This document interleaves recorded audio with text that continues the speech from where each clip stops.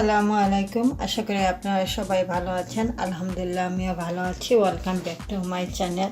আজকে আমি আপনাদের সামনে ছানার ডাল বোনার রেসিপি নিয়ে হাজির হয়েছি। আশা করি ভিডিওটা আপনাদের ভালো লাগবে। ভালো লাগলে লাইক, কমেন্ট এবং ফ্রেন্ডসদেরকে শেয়ার করবেন। এখন চলুন এই রেসিপি বানাতে আমি কী কী উপকরণ নিচ্ছি সেগুলো আপনাদেরকে দেখিয়ে দিই। ডাল বোনা রান্না করার জন্য আমি এই কাপে 2 কাপ চানার ডাল নিয়েছি, যেটাকে আমি 1 ঘন্টা আগে পানি দিয়ে নর্মাল পানি দিয়ে ভিজিয়ে রেখে দিয়েছি এবং এগুলোকে আমি এখন ধুয়ে একটা বাটিতে নিয়েছি। এখানে আমি 250 গ্রাম গরুর মাংস নিয়েছি, যেগুলোকে ছোটো ছোটো করে কেটে নিয়েছি। 3টা টমেটো কুচি, 2টা তেজপাতা, ধনিয়া পাতা, 6টা কাঁচামরিচ, আদা রসুনের পেস্ট 3 পিস, 2টো অনিয়ন কুচি, তেল, স্বাদ মতো লবণ এবং যে মশলাগুলো ইউজ করব ধনিয়া গুঁড়া, কারি পাউডার, জিরা পাউডার, লাল মরিচের পাউডার, হলুদের পাউডার। জালটা আপনাদের পছন্দ মতো দেবেন, দারচিনি এবং এলাচি। এখন চলুন কীভাবে ছানার ডাল দিয়ে গরুর মাংসর ভুনা কিংবা ছানার ডাল ভুনা রান্না করি সেই রেসিপিটাই আপনাদেরকে দেখিয়ে দিই। একটা হাঁড়ি বসিয়ে দিয়েছি। বসে আমি প্রথমে এটাতে ছানার ডালগুলো দিয়ে দিচ্ছি। দিয়ে আমি এটাতে ফুটন্ত গরম পানি নিয়েছি ছানার ডালটা সিদ্ধ হওয়ার জন্য, এবং আমি 1000 গ্রাম পানি নিয়েছি। এখন আমি এগুলোকে ঢাকনা দিয়ে রেখে দেবো।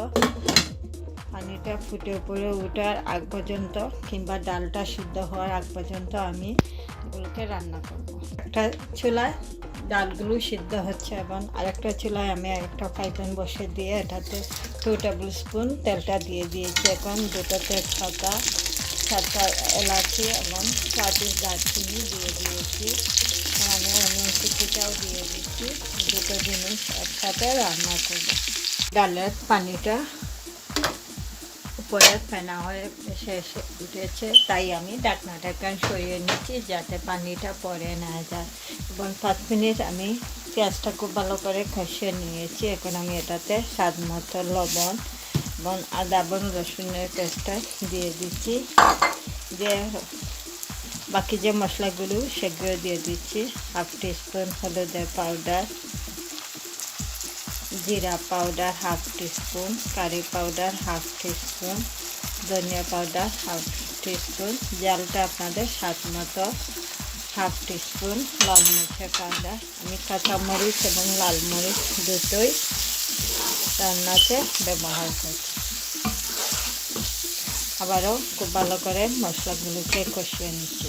কেটে রাখা টমেটো কুচি এগুলো দিয়ে দিচ্ছি মশলার মধ্যে, যাতে একসাথে সব কিছু খুব ভালোভাবে কষানো হয়ে যায়। দিয়ে আবারও এগুলোকে আমি ঢাকনা দিয়ে ঢেকে দিচ্ছি।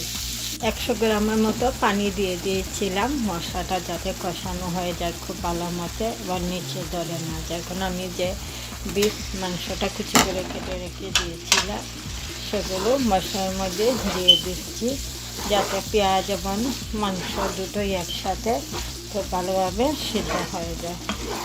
আবারও এগুলোকে ঢাকনা দিয়ে ঢেকে দিচ্ছি। ফিরে আসলাম আরও 10 মিনিট পর। দেখুন আমি যে মাংসটা দিয়েছিলাম সিদ্ধ হওয়ার জন্য সেগুলোকে এখন একটু নেড়ে দিচ্ছি যাতে নিচে ধরে না যায়। এবং আরেকটা ছিল যে আমি ডালটা সিদ্ধ হওয়ার জন্য বসিয়েছিলাম, সেটার পানির পরিমাণ একদম ঠিক আছে, ডালটাও সিদ্ধ হয়ে গেছে। মাংসটা সিদ্ধ হওয়ার পর আমি মাংসের সাথে ডালটা মিশিয়ে নেব। আবারও আমি ঢাকনা দিয়ে ঢেকে দেবো। সব সিদ্ধ হয়ে গেছে। এখন আমি এটাতে কাঁচামরিচগুলো দিয়ে দিচ্ছি, দিয়ে আবারও মাংসগুলোকে নেড়ে নিচ্ছি। আমি এটাতে কোনো পানি ইউজ করি নাই, মশলাটা কষানোর জন্য জাস্ট 100 গ্রাম পানি দিয়েছিলাম।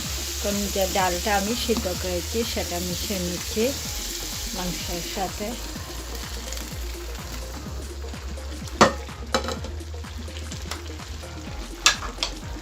আবারও সব কিছু একসাথে খুব ভালো করে মিশিয়ে নিচ্ছি।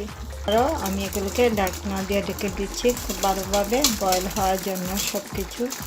তারপর আমি এটাতে ধনিয়া পাতাটা অ্যাড করে নেব। ডাল বোনা কারি রেডি হয়ে গেছে। আমি এখন এটাতে ধনিয়া পাতাটা অ্যাড করে নিচ্ছি। নিয়ে আবারও 5 মিনিট এগুলোকে ঢাকনা দিয়ে ঢেকে যাবে। খুবই মজাদার ছানার ডাল কারি বোনার রেসিপি। চাইলে এটা চিকেন কিংবা মাটন সব কিছু দিয়েই এই ছানা ডাল বোনা রান্না করতে পারবে। আসলাম আরও 5 মিনিট পর ছানার ডাল বোনার রেসিপিটা তৈরি হয়ে গেছে। এই দেখুন উপরে পানি অল্প একটু জল দেখা যাচ্ছে। এখন আমি এগুলো চুলা থেকে নামিয়ে পরিবেশন করে আপনাদেরকে দেখিয়ে দিচ্ছি। ছানার ডাল বোনার রেসিপিটা তৈরি হয়ে গেছে, যেটা আমি আজকে বিফ গরু মাংস দিয়ে রান্না করেছি। আপনারা চাইলে চিকেন কিংবা মাটন মাংস দিয়েও রান্না করতে পারবেন। এটা খুবই মজাদার ছানার ডাল বোনার রেসিপি, যেটা খেতে খুবই সুস্বাদু। এই দেখুন আমি একটা সার্ভিং বাটির মধ্যে নিয়ে আপনাদেরকে দেখিয়ে দিচ্ছি কীরকম হয়েছে।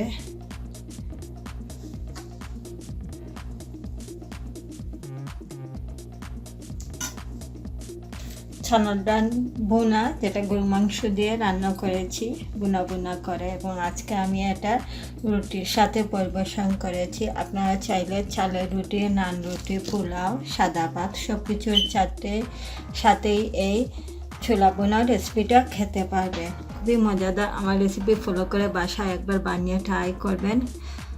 মজাদার ছোলার ডাল বোনা রেসিপি।